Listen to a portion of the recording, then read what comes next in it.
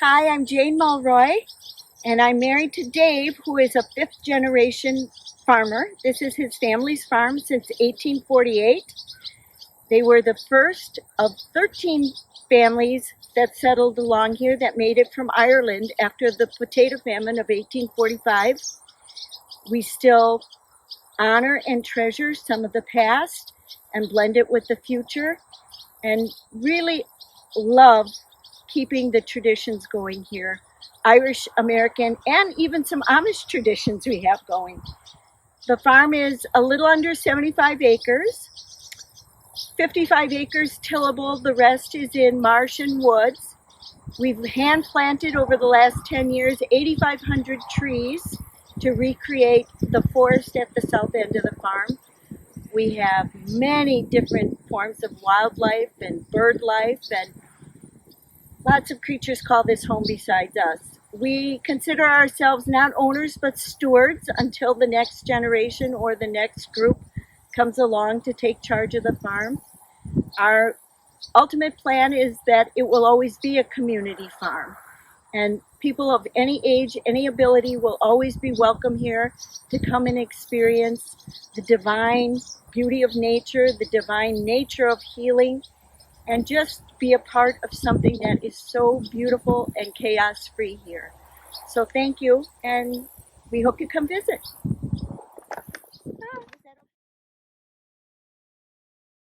And we opted to do the fishing pond.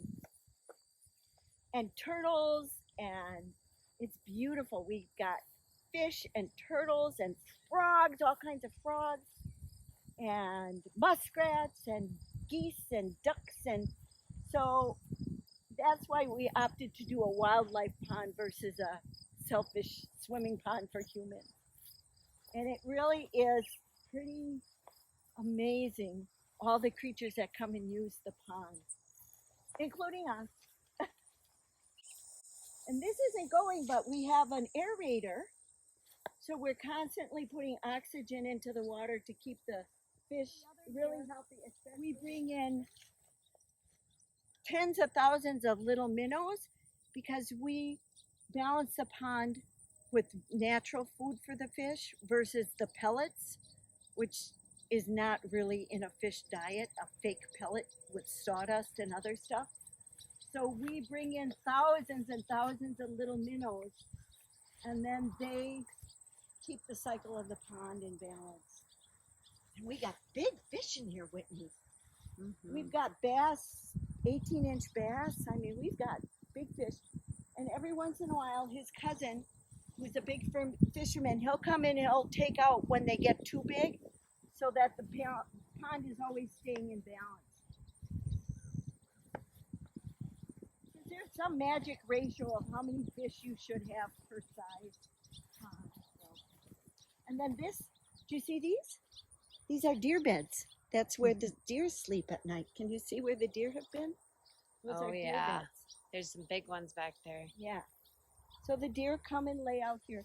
One summer, we had just plowed this field, and it was all dirt.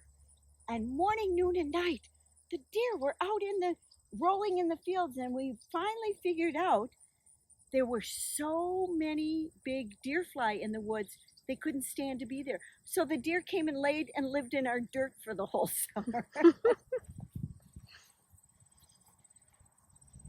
And then this is also where we have all the native, we call them weeds, but it's all these rare native plants. And a group comes, they just came, and they pick the seed, and then when they do new wetlands, they use the native Wisconsin seed. And since we're so old, from 1848, we have a lot of the original native seeds that are still growing here. So we are the official real weed farmers. This is one of the really rare, this is called a green bulrush. And since almost all the prairies and wetlands have been plowed under or turned into housing, that there's very few of the undisturbed areas still left. Since the family has had the farm since 1848, this remains still pretty much intact like it was. Here we have all the native we call them weeds, but it's all these rare native plants. And a group comes, they just came, and they pick the seed, and then when they do new wetlands, they use the native Wisconsin seed. And since we're so old, from 1848, we have a lot of the original native seeds that are still growing here. So we are the official real weed farmers.